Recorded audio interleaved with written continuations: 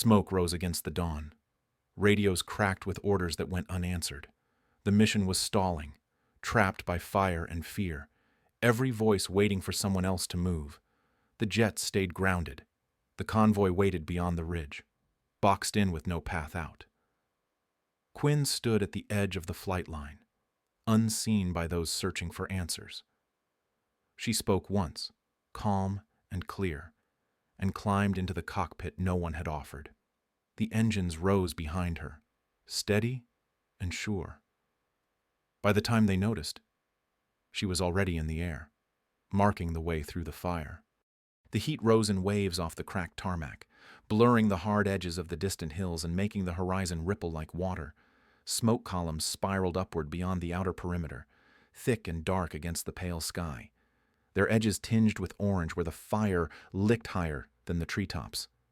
The air smelled of scorched earth, jet fuel, and something bitter beneath it all.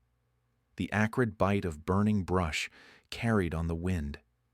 Engines rumbled from the far end of the runway, where a line of F-35B Lightning IIs waited, sleek and silent, their canopies glinting like molten glass under the harsh morning sun. Each one stood as if coiled, ready to launch at a moment's notice, their lines too perfect, their presence too proud to belong to the world of smoke and fire gathering at the base's edge.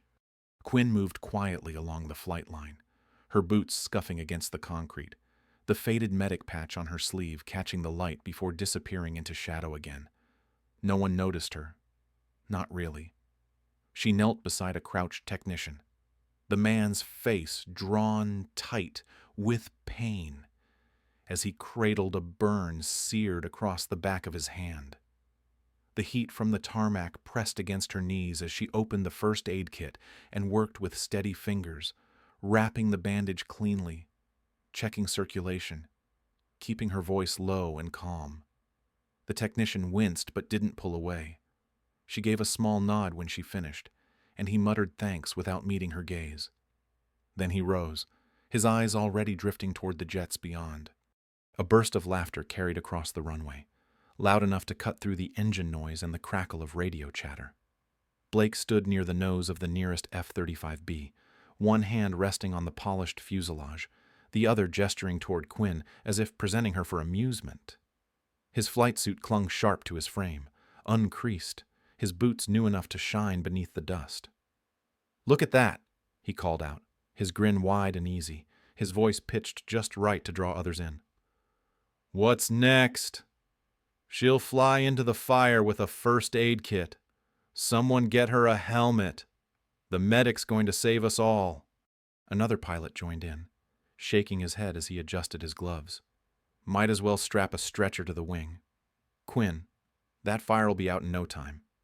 The group laughed again, the sound rolling over the open space, carried by the same wind that tugged at the loose ends of her sleeves. Quinn didn't look up. She didn't answer. She checked her kit, made sure it was closed tight, and stood slowly. The ash falling from the sky dusted her shoulders as she turned back toward the hangar.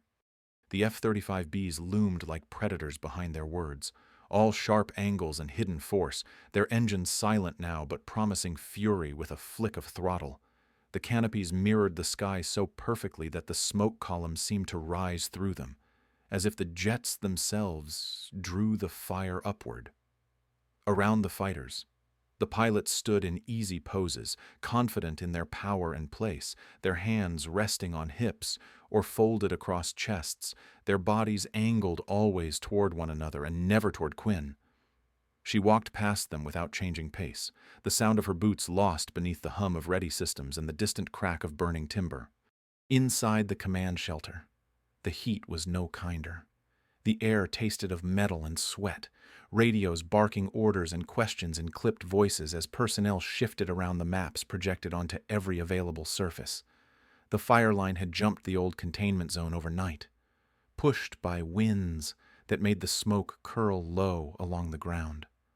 The civilian convoy stranded beyond the ridge sent updates every few minutes, voices breaking with static and strain as they described the approaching blaze. They needed a path marked from the air, a corridor clear enough for trucks and ambulances to follow, and they needed it now. The base commander ran a hand through his hair, his voice low but urgent as he called for volunteers. A mission brief formed in pieces, risks outlined in quick sentences. No one stepped forward. Back out on the tarmac, the pilots who had laughed before found reason to turn away, glancing at checklists, adjusting helmets, discussing fuel loads that suddenly seemed insufficient. The fire was too close, the winds too unpredictable, the visibility near zero in places, with ash thick enough to blind even the best instrumentation. Each pilot had a reason, spoken or unspoken, to wait for someone else to volunteer. The F-35Bs stayed silent, their promise of power untouched. Quinn paused at the edge of the staging area, listening. The radio crackled with another call from the convoy. The voice strained, the words clipped by fear. "We're boxed in. We need air guidance now. We see the fire. It's moving fast." The silence that followed on the base was heavier than any roar of engines. Even the wind seemed to hesitate, the smoke drawing tighter around the field. Photographers moved among the pilots, snapping shots of the gleaming jets and the men who stood beside them, the compositions carefully framed to capture courage and readiness. Quinn watched as the images were taken, the cameras never turning in her direction. In one frame, she caught a glimpse of herself reflected in the canopy glass.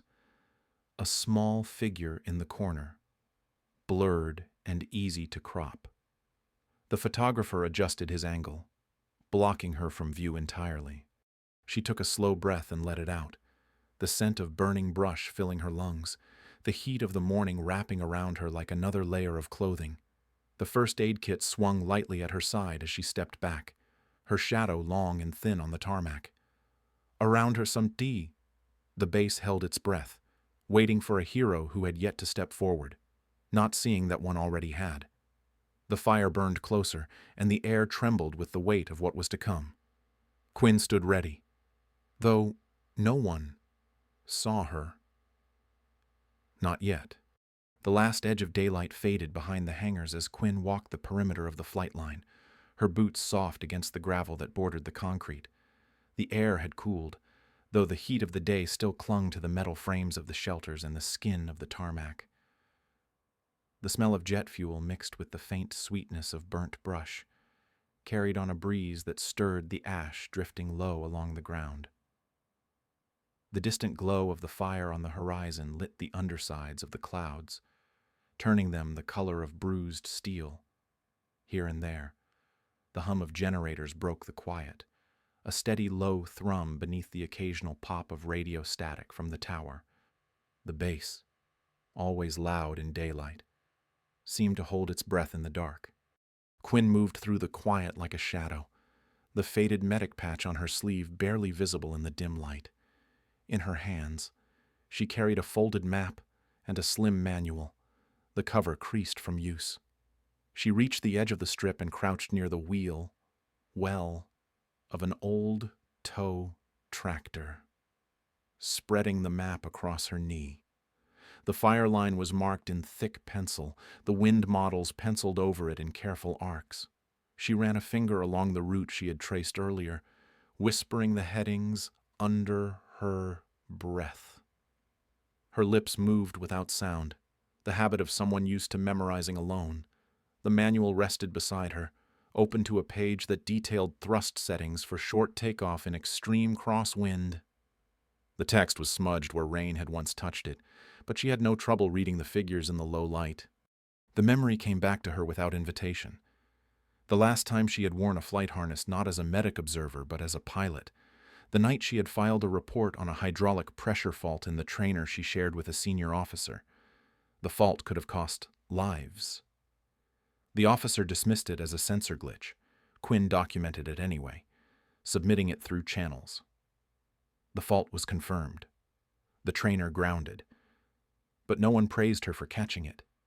Instead, the officer lost a plum assignment, and Quinn found her own flight clearance quietly adjusted.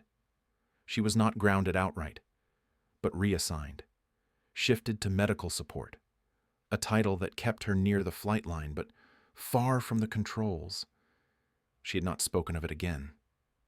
There was no point. She folded the map and rose, the night air brushing against her face, the smell of smoke stronger now. The hangar doors loomed dark ahead, the outlines of jets sharp in the glow of scattered floodlights. She moved toward the Simpod bay, slipping inside through the side access. The space inside hummed with quiet life. The Simpods lined one wall, their canopies closed, their surfaces scuffed where boots and gloves had left their mark over the years. One pod bore a crack along the edge of its display. Another had a patch of paint worn down to the metal where a strap had rubbed it thin. These were not the showpiece machines of the day shifts. These were tools, worn and plain. Quinn keyed in a diagnostic sequence and climbed inside, the seat cool beneath her, molded by pilots long gone. The pod's readout flickered once, then steadied. She rested her hands on the controls, the worn surface familiar, the edges smooth from hours of use. Her gloves, faded at the seams, bore the faint outline of where her old call sign had once been stitched. The letters had been removed, but the shape of them remained, a ghost of the past. She whispered the startup checklist under her breath, not needing the words but saying them all the same. The hum of the pod wrapped around her, a sound like distant rain against metal. Outside, the wind shifted, and a burst of ash drifted past the narrow window. The fire line crept closer each night. Inside, Quinn flew routes that no one assigned her, tested profiles that no one asked her to. She adjusted thrust, trim, angle of attack, felt the balance of the virtual machine beneath her hands as if it were real. The scenarios played out in silence, her voice the only sound as she murmured headings, corrections, fuel rates. The pod vibrated faintly with the effort, a soft reminder of what was possible. In the corner, a mechanic paused as he passed the open bay door. He watched for a moment, unseen by Quinn, then turned to a colleague and spoke low. "She moves like a pilot," he said, half to himself. His voice carried no mockery, just observation. Hours passed without notice. When she left the bay, the stars had emerged in the narrow band of sky not yet lost to smoke. She walked back to her quarters with the same steady pace, the manual tucked under her arm, the map folded neat in her pocket. Her room was plain a single bed against the wall, a desk with nothing on it but a small lamp and a stack of notes clipped together, charts, figures, margin calculations scribbled in pencil. The walls bore no decoration, only the shadow of where a poster had once been taped. She undressed with slow precision, folding her flight suit over the back of the chair, her boots lined up beneath it. The night air through the cracked window cooled the space, and the scent of fire mingled with the faint smell of dust. The next morning, she was not called for briefing. The names were read aloud in the shelter, the pilots gathering with the easy certainty of those who belonged. Quinn waited at the edge of the group, hands at her sides, until the assignments were finished. Then an officer glanced at her without expression and pointed toward the triage tent. "Prep the station," he said. "Stay sharp." No invitation to the flight room, no mention of the fire line mission. Just another reminder of the place they thought she belonged. Quinn nodded once, no argument in her face, and turned to go. The sun broke through the smoke for a moment, and the base came alive with the hum of readiness. None of it meant for her, but she was ready just the same. The morning broke heavy with smoke. The light from the rising sun smothered into a dull red disk that barely pierced the haze. Heat pressed down before the day had even found its voice, thick and close, the kind that clung to skin and filled the lungs with air that tasted of ash and burned brush. From the flight line, the horizon was lost behind a wall of smoke that rolled and twisted like some great living thing, the fire beyond the ridge feeding it faster than anyone had hoped. faster than they had planned for. The base stood tense beneath it all, every shape and shadow sharp against the strange light, every sound sharper still in the waiting silence. Inside the hangar, the tension was thick enough to taste. The pilots gathered there shifted their weight from foot to foot, some adjusting gloves that did not need adjusting, others checking straps on helmets they would not lift. Their voices, so loud the day before, had faded to murmurs. Eyes darted to the flight commander and then away, as if afraid of catching a question that could not be refused.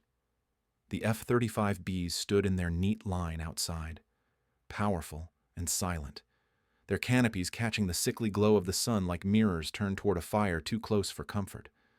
They had never looked so still. They had never seemed so far from use. Quinn stood near the edge of the hangar. The radio clipped to the wall beside her, alive with static. The voice that broke through it was raw, strained at the edges, the kind of voice a person used when they had no other choice left. "We're boxed in. We need air guidance now. We see the fire. It's moving fast." The words crackled, broke apart, and reformed, carried on a current of desperation stronger than the wind. Quinn felt the weight of them settle in her chest, felt the silence that followed settle deeper still. The flight commander's voice came next, sharp but edged with something like pleading. "We need a bird in the air. Now. Volunteers." The words hung there, suspended in the heat, waiting for an answer that did not come. One by one, the pilots found their reasons to look away. A fuel pump issue noted just that morning, a throttle that had felt off on the last run. Avionics flagged for recalibration, a system that was overdue for a software update. Each excuse came soft and reasonable, delivered without eye contact, spoken into the space between men rather than to the commander himself. No one dared to be the first to say no outright, but the result was the same. Quinn watched, her gaze steady. Her hands were loose at her sides, the right one brushing lightly now and then against the frayed edge of her glove where the call sign had once been stitched. The fabric had worn smooth there over time, the letters gone, but the shape of them lived on beneath her touch. She listened as the commander asked again, voice tighter, "We need one of you up. This convoy is out of time." Still, the silence held. Still, no one moved. The smell of burning brush thickened as the wind shifted, pulling the smoke closer. Ash drifted in lazy spirals down onto the flight line, settling on the canopies of the waiting jets, dusting their wings like snow from some dark storm. The heat deepened, the kind that did not just warm the skin but seeped into it, made the air itself feel heavy. Quinn breathed it in, slow and even, the taste of the fire sharp on the back of her tongue. She could see the pilots now for what they were. Not in their uniforms or their gear, not in the shine of their boots or the weight of their patches, but in the way they stood still when movement was needed most. The radio crackled again, the voice on the other end more urgent, closer to breaking. "We can't hold. The fire's at the road. We'll lose the trucks if we don't move now. Please." The static swallowed the last word, but the plea was clear enough. The commander's shoulders tightened, his eyes sweeping the hangar once more, as if he might find a volunteer hidden in plain sight. But the pilots kept their silence, kept their reasons close, let their excuses speak in place of courage. Quinn shifted her stance, the motion small but certain. Her gaze moved from the line of men to the line of jets beyond them. The F-35Bs waiting like tools forgotten on the workbench of some giant's shop. They were beautiful in their way, sleek and ready. But they meant nothing without the will to use them. The sun climbed higher, lost behind the smoke, and the light on the tarmac turned strange and golden, the kind of light that made everything seem older, as if the day itself was worn out before it had even begun. No one spoke. No one stepped forward. The gap between what was needed and what was given grew wide enough to swallow them all. Quinn felt it open in the space around her, felt the weight of it press down harder than the heat. Her fingers closed briefly around the edge of her glove. Then, relaxed again. She knew, in that quiet moment, that the choice was no longer a choice. It was a fact waiting to be lived. The convoy's last call faded into silence, the radio dead now but for the soft hiss of static. The fire line glowed on the horizon, the smoke rising thicker still, the ash falling faster. The F-35Bs stood ready, untouched. The pilots stood waiting, unmoved. And Quinn, in the space they left, felt the air shift as the moment claimed her. The time for asking had ended. The time for action had come, and only she seemed to see it for what it was. The cost of hesitation lay plain before her, and she did not look away. The silence in the hangar was so deep it seemed to press against the skin. The smell of heated concrete and jet fuel filled the space, mingling with the bitter tang of ash drifting in through the open doors. The fire line glowed faintly on the horizon, smoke curling like dark fingers against the strange, copper-colored light of the morning sun. Every eye in the room had turned toward the flight commander, toward the unmoving pilots, toward the line of F-35Bs waiting on the flight line, like statues of what could have been. And then, slowly, that gaze shifted, drawn by the only person who stepped forward. "I can take the F-35B." Quinn's voice was calm, the words clear and steady as if she were offering to patch a scrape rather than risk her life. The sound of it cut through the stillness like a blade, soft but impossible to ignore. Heads turned fully now, faces registering disbelief, confusion, and something sharper beneath the surface. The pilots who had mocked her before exchanged glances, the bravado in their posture faltering. For a moment, no one spoke. Then the disbelief found its voice. Blake gave a short laugh, but there was no humor in it. You're going to fly it. That's rich." His smirk was forced, his words louder than they needed to be, as if volume could cover the crack in his confidence.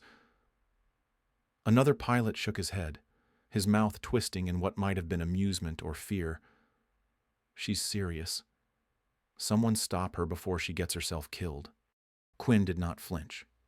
She met no one's eyes, focused instead on the commander. "I've run it in the simulator. I know the path. I've studied the fire line. I can do this."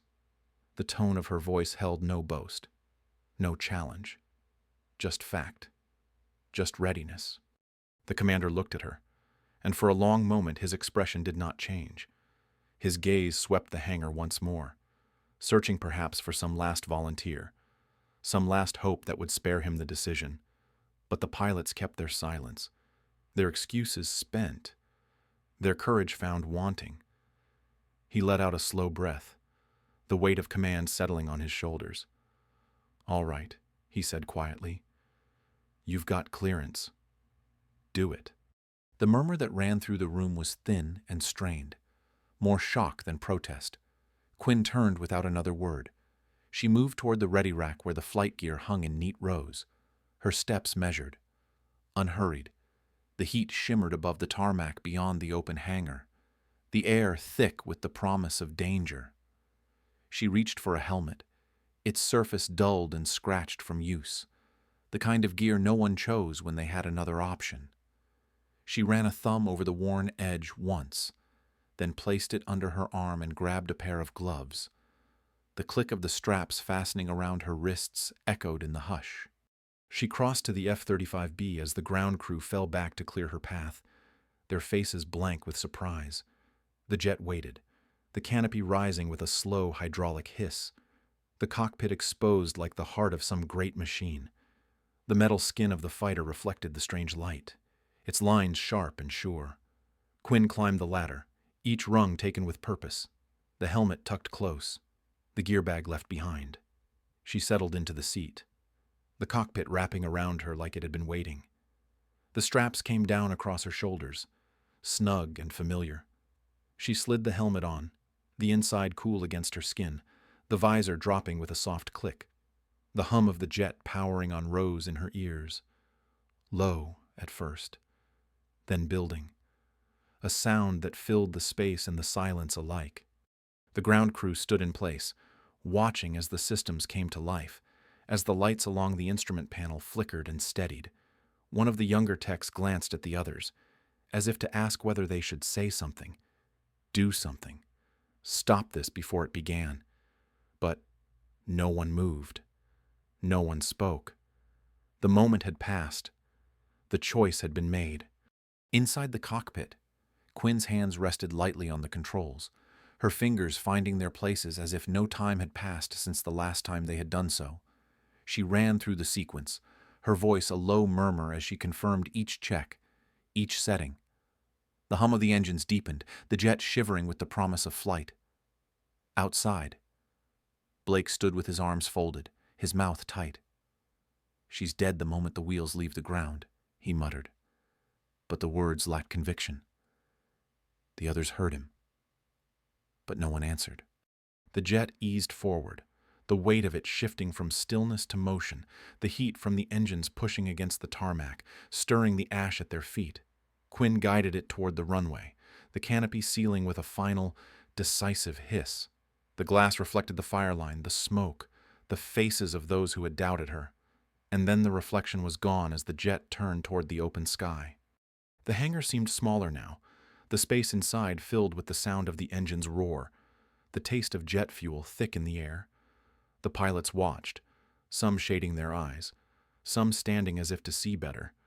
The ground crew followed the jet's progress, the moment stretching as the F-35B reached the end of the line, paused, and lifted from the earth.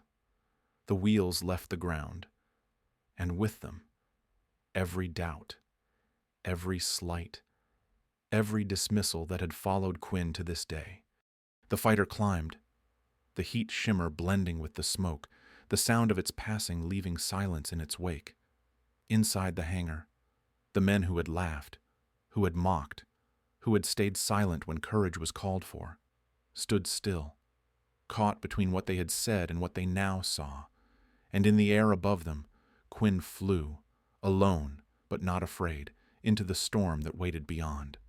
The F-35B lifted from the tarmac with a smooth, rising hum, the sound building beneath Quinn as the jet left the ground and carried her into the heavy, smoke-filled sky.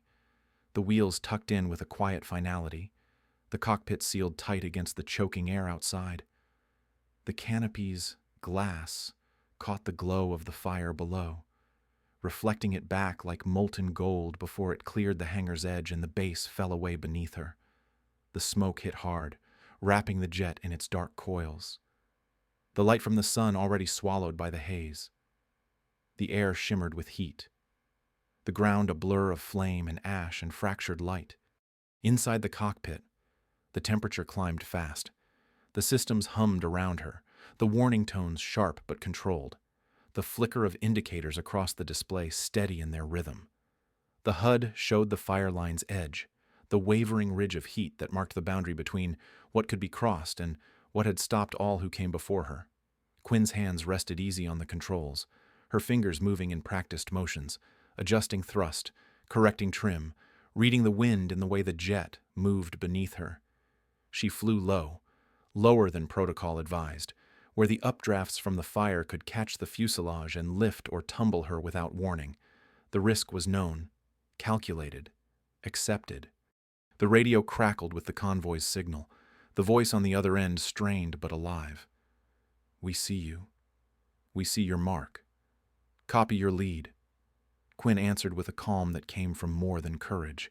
It came from knowing. "Follow my line. Keep formation. I will get you through." The words left her lips steady, even as the jet rocked in the heat swell, even as embers struck the fuselage with a sound like hard rain.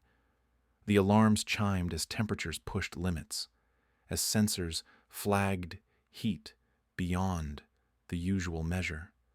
The HUD warped at the edges, the display bending in the shimmer of the fire's breath. But Quinn saw through it all. She adjusted the angle, rode the lift where it came, let the jet move with the wind instead of fighting it. Below her, The convoy followed, headlights flickering through the smoke, their shapes ghostly in the shifting light. The road curved where the fire had bitten closest, and Quinn's path carved a line they could trust, a line where fear could not reach them, as long as they stayed with her. She spoke over the radio as needed, marking hazards, calling corrections. Left bend ahead. Stay tight. Ashfall thicker past the rise.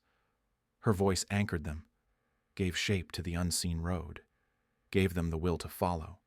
The walls of flame rose higher where the fire crowned in the treetops, the air a living thing that clawed at the jet, pulled at the wings, tried to drag her down or shove her off course. Quinn stayed level, stayed focused. She felt the jet as if it were an extension of herself, each shift of thrust or trim as natural as breath.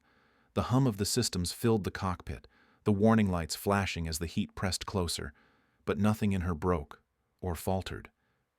The F-35B responded to every command, the bond between machine and pilot forged in the preparation no one had seen, the hours no one had marked. At the base, the silence deepened as they watched. The same men who had laughed now stood shoulder to shoulder at the hangar's edge, eyes fixed on the path Quinn carved through the fire. The ground crew, the command staff, the pilots who had found reasons to stay grounded, all of them watched as the jet moved like a blade through the storm. No one spoke. No one dared. The sound of the engines reached them through the smoke, a reminder of what courage sounded like when it took form. The heat inside the cockpit was near unbearable now, the air heavy despite the environmental controls, the sweat on Quinn's brow stinging her eyes, but her grip stayed sure, her focus unbroken. The HUD flared as another updraft hit, the display stuttering for a breath of a second before clearing. Quinn read the wind, let the jet rise with it just enough, then brought it back down into the corridor she had marked. The radio stayed with her, the convoy's voices rough but steady. We're clear of the bend, still with you, one by one. The trucks followed, the convoy's shape holding. The road beneath them revealed in the path the jet marked above. The fire thinned at last. The worst of it passed, the smoke lighter, the sky brighter where the wind had cleared a gap. Quinn guided the convoy through the final stretch, the last of the flame behind them, the danger past but the cost of it written in ash and soot. Her voice over the radio was quiet now. The work done. You are clear. Maintain course. Relief point is ahead. The convoy answered with relief too deep for words. The sound of it filled the channel, a breath released after too long held. Quinn turned the jet, brought it around in a wide arc, the fire line behind her, the base ahead, the path flown, the mission done. The F-35B bore the marks of the flight, the soot streaked across its skin, the heat haze still shimmering along its wings. But it flew true. The systems settled as she brought the jet down through cleaner air, the hum softening, the alarms silenced, the warning lights dimmed. The jet and its pilot returned as one, the work of both proven beyond question. At the base, they waited, the awe in their silence a weight in the air. The jet touched down, the wheels kissing the tarmac, the canopy reflecting the faces of those who had doubted. The engine's whine slowed, the heat of the flight fading, the ground solid beneath the jet once more. Quinn's hands rested on the controls, still for the first time since the flight began. Outside, the base breathed again, and with it, the respect unspoken until now filled the space between them all. The fire had not taken what it came for. She had seen to that. The wheels of the F-35B touched down with a quiet finality, the tires meeting the tarmac in a soft burst of dust and heat. The engines whined as Quinn guided the jet along the runway, the hum easing as she brought it to a stop. The scorched fuselage bore the marks of the firestorm she had flown through, soot streaking the sleek skin, heat ripples still visible where the metal had been pushed to its limits. The canopy reflected the deepening twilight, the smoke haze softening the edges of the world. Beyond the glass, the base waited in silence. The figures gathered at the edge of the field caught between awe and disbelief. The last vibrations of the flight faded beneath her hands as she powered down the systems. The cockpit cooled, the hum of the machinery settling into stillness. Quinn sat for a moment longer, her breathing steady, her gaze clear as she looked out over the runway, past the line of silent witnesses, toward the horizon where the fire line had once glared so bright. Now only smoke rose in thin strands, the worst of the danger behind them. The convoy she had led to safety had made it through, the headlights of their vehicles flickering like beacons as they crept toward the relief point beyond the ridge. The canopy lifted with a slow hiss, the night air flooding in, cool now as the heat of the day gave way to dusk. Quinn unclipped the straps, the click of the buckles sharp in the hush. She removed the helmet, the scratched surface dull in the fading light, and set it on the seat beside her. The breeze carried the scent of burned earth, tempered now by the promise of night. She climbed down from the cockpit, boots meeting the tarmac with quiet certainty, her movements deliberate, unhurried. Around her, the gathered pilots and crew remained still. The men who had mocked her stood among them, their faces drawn and thoughtful, no laughter left in them. Blake was there, his arms at his sides, his gaze lowered when she passed. The words they might have spoken caught behind their teeth, unnecessary in the face of what they had seen. The jet, scarred but whole, spoke for itself, and so did she in her silence. The base commander stepped forward, his posture straight, the weight of the moment plain in his eyes. He raised his hand in salute, not as ceremony, but as truth. "You saved them," he said, the words simple, the respect in them earned. Quinn met his gaze, gave a nod that was acknowledgement enough, and turned from the applause that began to stir behind her. She walked toward the convoy, where the medics worked under portable lights, the tired faces of the rescued visible now that the smoke had thinned. The wounded were being lifted from the trucks, bandages applied, water offered, relief spreading through the group like warmth returning to cold limbs. Quinn moved among them, her presence quiet, her eyes on the work rather than the watchers. She checked a splint here, adjusted a sling there, spoke softly to those who met her gaze with gratitude. The headlights of the trucks glowed like distant stars in the deepening dark, their beams cutting through the last of the ash that drifted down like snow. The night settled slowly, the heat shimmer of the day fading into cool stillness. The fire line now a dull red smear on the horizon, no longer the threat it had been. The jet stood where she had left it, the scorched paint a testament to the path it had flown. The ground crew approached it with reverence, their tools in hand, their movements careful. The base lights reflected off its battered surface. The fighter no longer a symbol of untouchable power, but of the courage that had given it meaning. The hum of the engines was gone, but the memory of it remained, the sound of salvation when all had seemed lost. The pilots who had stood apart now lingered at the edge of the field, their voices low, their postures different from what they had been. Some offered nods when Quinn passed again, gestures small but sincere. Blake remained apart, watching in silence, the weight of his own failure etched in the line of his jaw, the set of his shoulders. The respect he might have claimed now belonged to the woman he had scorned. Above them, the night sky spread wide and dark, the stars just beginning to pierce the smoke that thinned with each passing breeze. The air smelled of ash and fuel and the clean promise of wind. The fire had not taken what it had come for. The base stood whole. The convoy lived. The path through danger had been found, and Quinn had been the one to mark it. She made her way back to the flight line only when the last of the wounded were secured, her boots soft against the cooling ground. The applause had faded, replaced by the steady rhythm of recovery, of work to be done. The jet waited in the dark, its scars plain, its strength proven. The base lights gleamed along its edges, turning the soot to silver. Quinn paused beside it, resting one hand against the warm metal, the hum of the flight still alive in her memory. The night held its peace around her, the fire beaten back, the storm weathered. No cheers followed her steps. None were needed. The truth of what had been done was written in the silence, in the faces of those who watched, in the lives saved beyond the ridge. Quinn moved with purpose, not pride. The weight of the moment settled lightly on her shoulders. She had done what was needed. Nothing more, nothing less. The night belonged to her now, and to the sky above, clear at last. The base would remember. The fire would not return.